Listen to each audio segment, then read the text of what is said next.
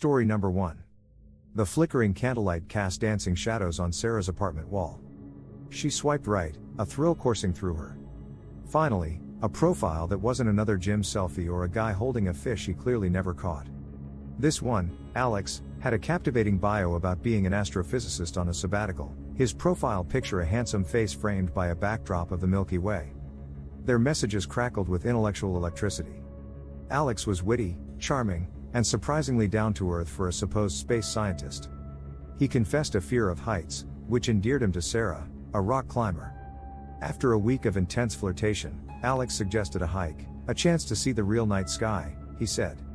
Sarah, yearning for adventure, readily agreed. The hike was idyllic at first.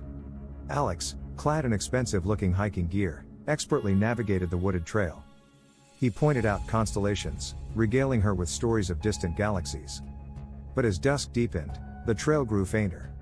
Sarah shivered, a prickle of unease crawling up her spine. Suddenly, Alex stopped, a chilling glint in his eyes. "There's a better view this way," he said, veering off the path into dense undergrowth. Sarah hesitated, then followed. The forest floor grew treacherous, the darkness oppressive. Then, Alex grabbed her arm, his voice turning cruel. "No phones, remember? Makes the experience more authentic." Panic flooded Sarah. The messages, the astrophysics, all a facade. This wasn't a date, it was a trap. She struggled, but Alex was stronger. He shoved her towards a dilapidated shack hidden amongst the trees. Inside, a single bare bulb revealed a collection of rusty tools hanging ominously on the wall. Sarah backed into a corner, tears stinging her eyes. "Don't worry, sweetheart," Alex sneered. "This will be our little cosmic adventure." Just then, a twig snapped outside. Alex's head whipped around. Sarah seized her chance. With a desperate lunge, she knocked a metal bucket off a shelf, clatter echoing through the shack. Alex cursed, momentarily distracted. Sarah surged forward, ramming her shoulder into his chest. He stumbled, giving her enough space to squeeze past him and out into the darkness. Thorns ripped at her clothes as she ran blindly, the sounds of Alex's enraged shouts fueling her terror. She emerged from the woods, collapsing onto the familiar path. Sobbing, she stumbled back towards her car, her phone buzzing on the passenger seat with a message from Alex. "You can't escape the universe, Sarah. We're all just specks of dust in the end." Back home, safe and sound, Sarah contacted the police. Unfortunately, Alex's profile had vanished, and the shack yielded no fingerprints. But Sarah, forever changed by her nightmarish date, became a vocal advocate for online safety, reminding everyone that the perfect profile picture can hide a monstrous reality. Story number 2. The rhythmic swiping of his thumb on the phone screen lulled David into a trance. Apartments were expensive in San Francisco, and the prospect of finding a roommate through Tinder seemed strangely appealing. Then, a profile popped up, Michael, a fellow software engineer with a picture of him scaling a rock face, a goofy grin plastered on his face. David, an avid climber himself, felt an instant connection. The messages flowed easily. Michael was witty, adventurous, and surprisingly clean, a rarity in shared living ads. After a video call where Michael shared stories of his recent climbing trip to Yosemite, David felt a wave of relief. Maybe a Tinder roommate wouldn't be so bad after all. They agreed to meet at a local climbing gym. David watched in anticipation as a tall, muscular figure approached, a familiar backpack strapped on his shoulders. Michael seemed genuine, his enthusiasm for climbing infectious. They spent the afternoon scaling walls, swapping stories about their favorite routes and near misses. As they left the gym, Michael suggested grabbing a beer to solidify the arrangement. David hesitated. The bar was a few blocks away, not ideal for a first meeting with a potential roommate. But Michael seemed harmless, and the camaraderie on the wall had fostered trust. They walked, the California sun setting in a blaze of orange and pink. Suddenly, Michael stopped, grabbing David's arm with a forceful grip. Panic shot through him. Before David could react, Michael shoved him into a darkened alleyway. "Nice phone," Michael growled, his voice devoid of the cheeriness it held just moments before. David's heart hammered against his ribs. This wasn't a roommate looking to share rent, it was a mugging in progress. He stammered, offering his phone and wallet. Michael snatched the phone, his eyes scanning the dimly lit alley. "Think I want more than that, buddy," he sneered, his hand hovering near his pocket, a glint of metal catching the fading light. A piercing scream tore through the air. In the distance, a woman's desperate struggle unfolded. Adrenaline surged through David. He lunged at Michael, catching him off guard. They stumbled, crashing to the ground. A struggle ensued, punches and kicks landing with sickening thuds.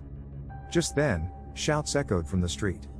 A group of people, alerted by the scream, were rushing towards the alley. Michael cursed, scrambling to his feet and vanishing into the gathering darkness. David lay there, gasping for breath, his phone gone, but alive. The police arrived, and while they weren't able to find Michael, David's quick thinking and the intervention of bystanders saved him from a more serious assault. The experience left him shaken, his trust in online strangers shattered. His search for a roommate continued, but this time, through a reputable agency, the virtual world forever tainted by the chilling encounter in the alley. Story number 3. Disappointment gnawed at Amelia as she swiped left on yet another profile. Finding a reliable dog walker on Tinder felt like a long shot, but the exorbitant fees of traditional services were a major turnoff. Suddenly, a profile titled Possum Pups caught her eye. The profile picture was a collage of adorable dogs of all shapes and sizes, frolicking in a park. The bio, written in a friendly, enthusiastic voice, promised reliable, loving dog walking services at competitive rates. Amelia, desperate for help with her energetic Labrador, Bailey, messaged immediately. The response came quickly. A woman named Sarah explained she was a former vet tech who adored dogs and needed flexible hours. They chatted for a while, Sarah showering Amelia with stories of her past furry patients. Amelia, charmed by Sarah's passion and reasonable rates, booked a trial walk for the next day. The following morning, Sarah arrived right on time. A petite woman with bright, animated eyes, she instantly bonded with Bailey. Taking him on a leash, she set off on a brisk walk, showering Bailey with affection and praise. Amelia watched from her window, her initial skepticism giving way to relief. This continued for a week. Sarah was punctual, reliable, and Bailey seemed to adore her. Amelia felt a genuine connection with Sarah, enjoying their chats about their love for dogs. One afternoon, Sarah confided in Amelia about her financial struggles, a single mother with a sick child. Touched by Sarah's story, Amelia offered a slight raise. Sarah was tearfully grateful. Then, on the 8th day, Sarah didn't show up. Amelia waited for an hour, worry gnawing at her. Finally, she called Sarah's phone. It went straight to voicemail. Panic rising, Amelia contacted a neighbor who walked his dog on the same route. The neighbor's news sent chills down Amelia's spine. He hadn't seen Sarah or Bailey. Fearful, Amelia reached out to other dog owners who used Possum Pups service. None had heard from Sarah either. A collective sense of dread settled over them. Amelia reported Sarah missing to the police. The investigation unearthed a horrifying truth. Sarah didn't exist. The profile picture was stolen from a social media influencer. The police suspected a dog theft ring, preying on unsuspecting dog owners through fake profiles. Thankfully, Bailey was later found abandoned in a park, microchip leading them back to Amelia. Relief washed over her, but it was tinged with a bitter aftertaste. The experience scarred her, a stark reminder of the lurking dangers in the digital world, particularly when trust is placed blindly. She vowed to be far more cautious, the warmth of Bailey's furry body a constant reminder of her lucky escape. Story number 4. The rhythmic chirping of crickets filled the air as Emily swiped right on a profile named Stargazer.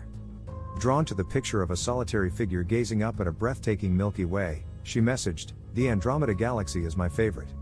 A reply came instantly. "Ethan here, and mine too. Fancy some real-life stargazing sometime?"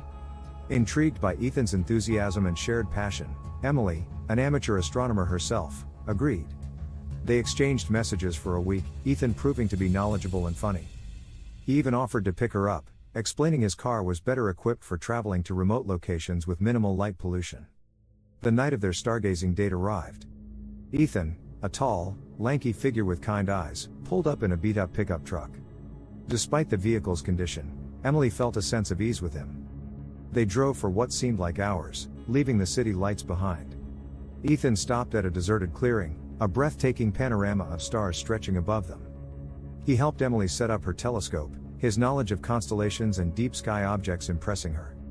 As the hours melted away, they discussed everything from black holes to the possibility of extraterrestrial life. Suddenly, a shiver ran down Emily's spine. Ethan's gaze, initially gentle, had turned intense. He started talking about government conspiracies and a hidden society controlling the world. Emily, initially uncomfortable, brushed it off as harmless eccentricity. But when Ethan reached into his truck and pulled out a strange device with blinking lights and wires, alarm bells clanged in Emily's head. He claimed it was a tool to detect alien signals, but it looked more like a homemade contraption. Fear replaced curiosity. Emily tried to make excuses, wanting to leave. Ethan, however, seemed to have changed. His grip tightened on the device, his voice taking on a manic edge. He started rambling about needing her help to expose the truth. Instinct kicked in. Emily fabricated a story about a sudden headache and needing to get back. Thankfully, Ethan, distracted by his device, readily agreed to drive her home. The car ride was tense, the silence broken only by Ethan's muttered theories.